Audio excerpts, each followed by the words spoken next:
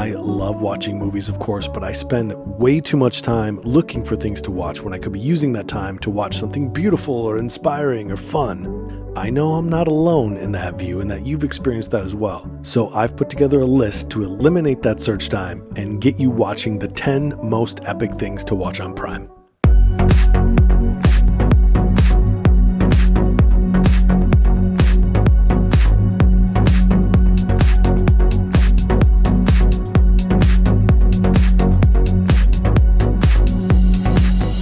The synopsis for each movie comes from allmovie.com, and I'll credit each writer below. Are you ready? Let's do this. Number 10, Colors. From 1998 and directed by Dennis Hopper, Colors stars Robert Duvall and Sean Penn as partners on the LAPD's gang crime division. Duvall had hoped to spend more time with his family, but he's pulled back into active service because of a step-up in gang activity.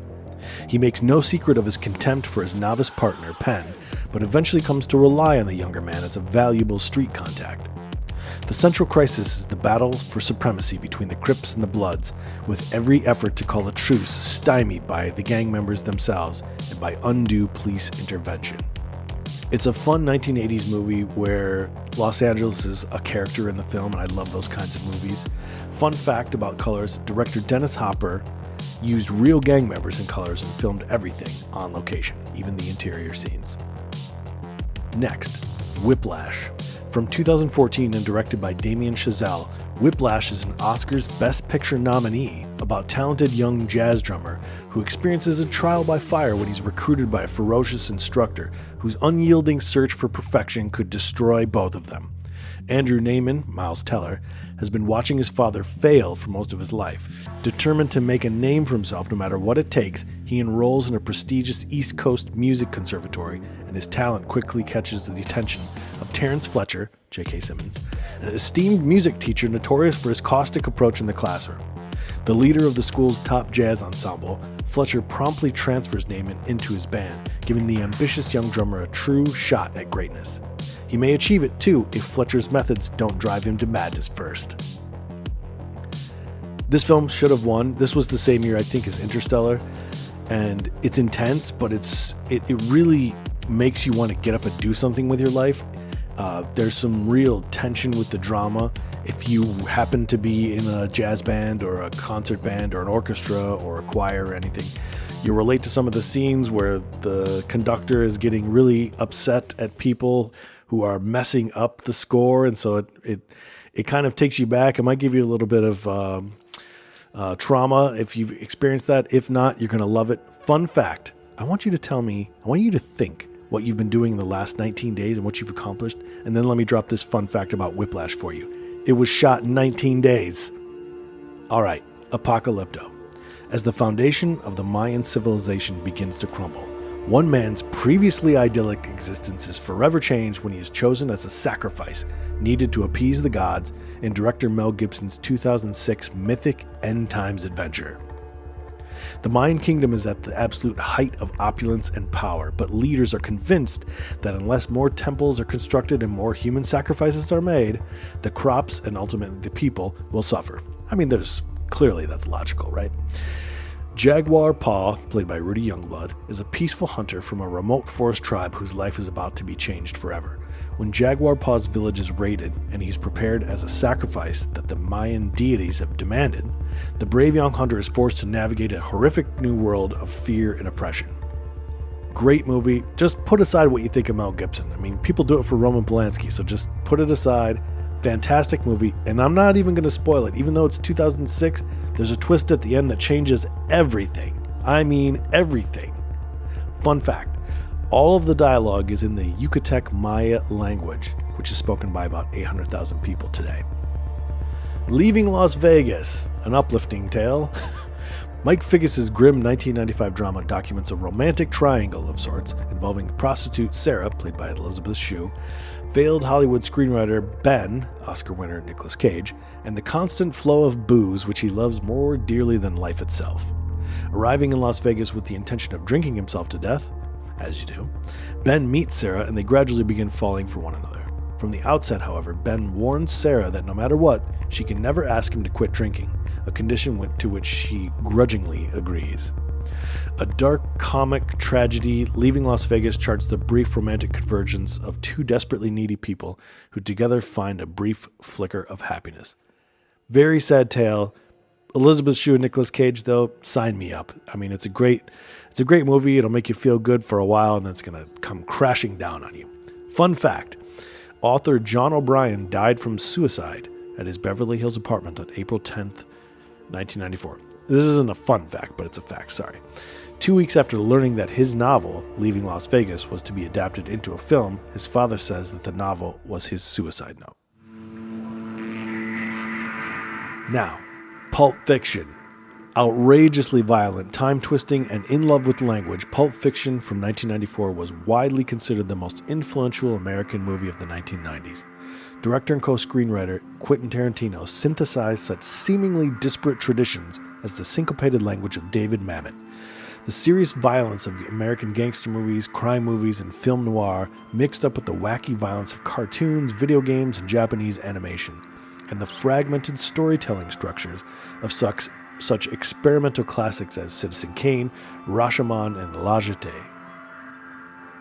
The Oscar-winning script by Tarantino and Roger Avery intertwines three stories, featuring Samuel Jackson and John Travolta in the role that single-handedly reignited his career, as hitmen who have philosophical interchanges on such topics as the French names for American fast food products. Bruce Willis as a boxer out of the 1940s B-movie, and such other stalwarts as Harvey Keitel, Tim Roth, Christopher Walken, Eric Stoltz, Ving Rhames, Uma Thurman, whose dance sequences with Travolta proved an instant classic.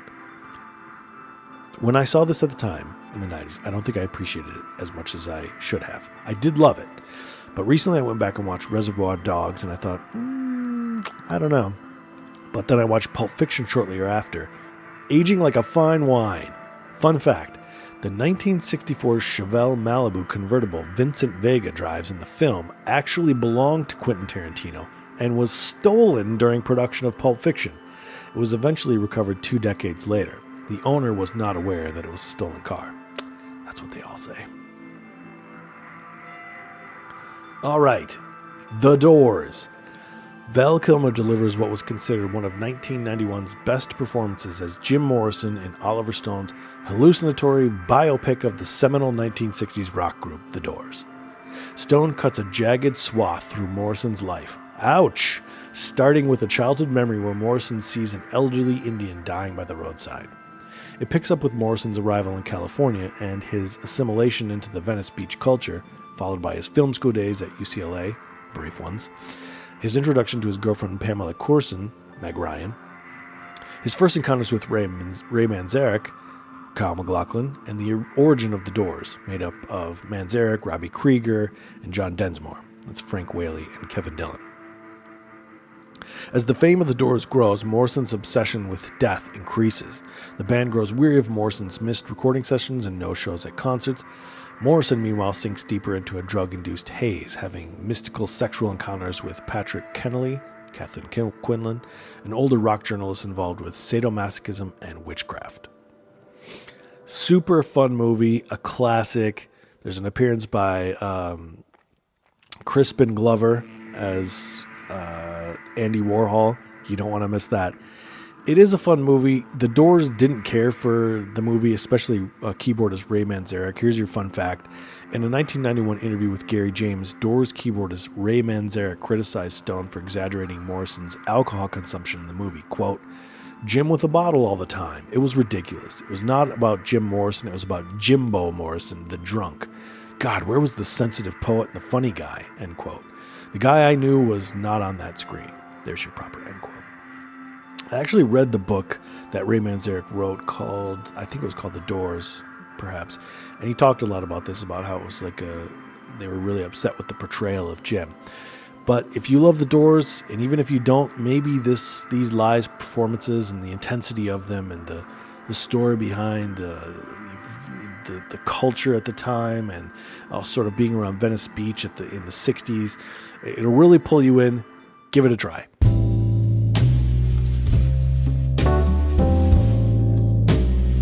Serpico.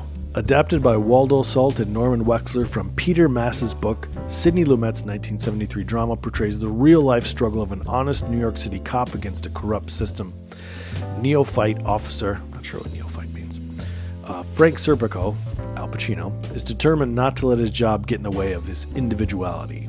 Despite his colleagues' leery reactions, he keeps one foot firmly planted in the counterculture, sporting a beard and love beads, and living in a bohemian Greenwich Village while he performs his police duties with dispatch. Serpico's peers genuinely ostracize him, however, when he refuses to take bribes like everybody else.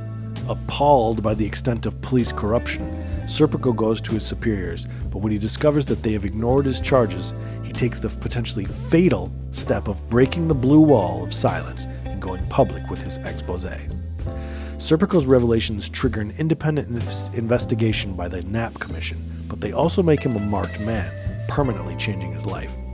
Shot on location with a gritty emphasis on documentary-style realism, Serpico presents a city in decay, both literally and morally, as everybody is on the take, and the cops and criminals are almost interchangeable.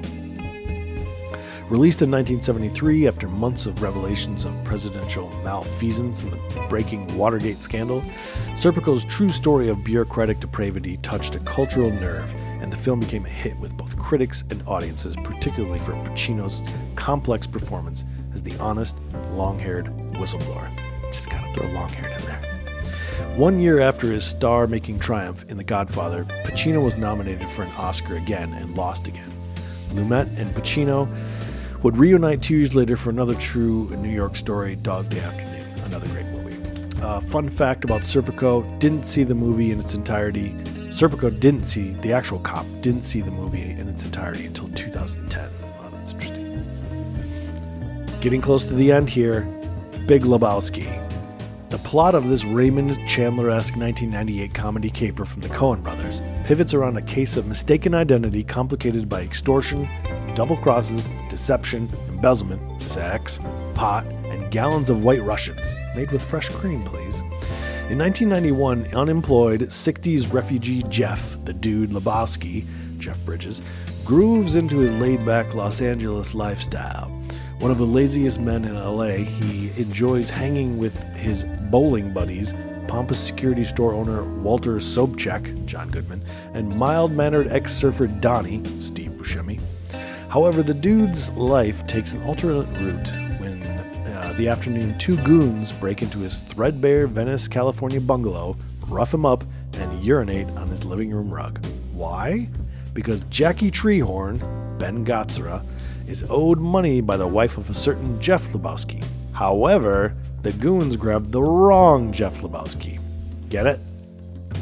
With the right info, they would have invaded the home of philanthropic Pasadena millionaire Jeffrey Lebowski, played by David Huddleston. The dude looks up his wealthy namesake, manages to get a replacement for his rug, and meets the millionaire's sexy young wife, Bunny, Tara Reid. Later, Jeffrey the Big Lebowski calls in the dude to deliver $1 million ransom for the return of his kidnapped wife. Fine, except that Walter intrudes and botches the ransom drop. As events unravel, the dude gets caught up in the schemes of Lebowski's daughter, erotic artist Maud, Julianne Moore, encounters both cops and bad guys, and drifts through an elaborate bowling fantasy sequence titled Gutter Balls. The soundtrack includes Bob Dylan, Moondog, Captain Beefheart, and the Sons of Pioneers. Moondog, tell you what, look up some songs by Moondog.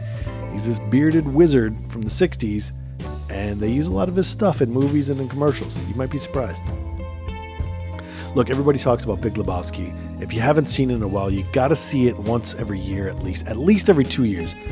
And it'll just brighten your day, and you'll love it, and you'll just fall in love all over again. Here's your fun fact. This is kind of a creepy one. At the beginning, in the opening scene, the 69-cent check that the dude writes for milk is actually dated September 11th, 1991, 10 years before 9/11. What's spooky is that after he writes the check, he looks up on the TV at the cashier, just above the cashier, and George Bush Sr. can be heard giving a speech on TV saying, "This aggression will not stand," in reference to the war. And the film was made in 1998, so kind of weird. 2 to go. The Terminal. shot almost entirely on a 2.5-story recreation of a full-size operating airport. This 2004 romantic comedy from director Steven Spielberg, revolves around an Eastern European man by the name of Victor Dvorsky, Tom Hanks, whose plans of immigrating to New York were hastened by a violent coup in his home country. Unfortunately, Victor finds himself on the wrong end of a nasty technicality while en route to America. His passport was issued from a country which, during its upheaval, ceased to exist in an official capacity. Unauthorized to leave Kennedy Airport upon his arrival and unable to return home, Victor finds himself exiled inside the terminal's International Transit Lounge. Though airport official Frank Dixon, played by Stanley Tucci, views Victor as an annoying bureaucratic glitch, other airport employees, including the beautiful flight attendant by the name of Amelia, Catherine Zeta-Jones, come to see him as a welcome, if unofficial, addition to their numbers. As the days stretch on into months, the terminal transforms from an intimidating atmosphere of forced assimilation into a country within itself, complete with culture, ambition, status, complex, diversity, and the need for love. And probably terrible facilities. And the need for love. The supporting cast includes Diego Luna, Kumar Palana, Zoe Saldana, Eddie Jones. I don't want to spoil anything. It is a great movie. I think it makes you feel... Tom Hanks does such a great job. Tom Hanks is one of those kind of actors where he could make a short film about buying milk at a store, and I would be interested. I'd watch the whole thing. It's a great movie. Here's your fun fact. The film was shot with 2 endings. The original version of the film, previewed in Orange, California on May 26, 2004, had the other ending, in which Catherine Zeta-Jones' character... Okay, turn away if you haven't seen it. Spoiler alert. Where she goes into Manhattan with Victor. The changes to the film caused the start date of Steven Spielberg's next film, Munich, to be pushed back a number of weeks, which meant that Ben Kingsley could no longer appear in it due to his commitment to Roman Polanski's Oliver Twist.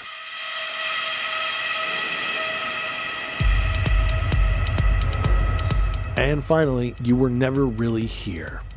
Joe, played by Joaquin Phoenix, a brutal and unshakable veteran, makes a living finding girls who have gone missing or been kidnapped. On a high-profile job for a politician, he discovers a sinister truth that could ultimately result in his death. Judith Roberts, Ekaterina Samsonov, and John Doman also star. Based on the short story of the same name by Jonathan Ames, this 2017 film was written and directed by Lynn Ramsey. This has a similar feel to, I can't remember the name of it, but it was a Nicolas Cage movie where he tries to find the killers of a young girl in a snuff film, which is so terrible. But it has that kind of vigilante justice feel to it. And, it's intense, it's dramatic, it's not the most uplifting thing, but listen to this fun fact. The film was submitted to the Cannes Film Festival in an unfinished state and was only completed a few days before the first public screening. It received a 7-minute standing ovation at the Cannes Film Festival premiere on May 27, 2017. Lynn Ramsey won the award for Best Screenplay, and Joaquin Phoenix won for Best Actor. So there you go. Academy Award approved, Cannes Film Festival approved, classic of a movie, You Were Never Really Here. And that, my friends, is the 10 most epic movies on Prime. I want to give a big thank you to all the synopsis writers on allmovie.com. Why reinvent the wheel? They did such a great job. I'll put a link to that site below. Thank you for listening. Please subscribe. Please share. Let's get this train a moving, and let me know if you have any comments. What are you seeing on Prime that you suggest? Throw it below. Let's talk about it. Call in. Whatever you want to do, I'm here for you. All right. Until next time.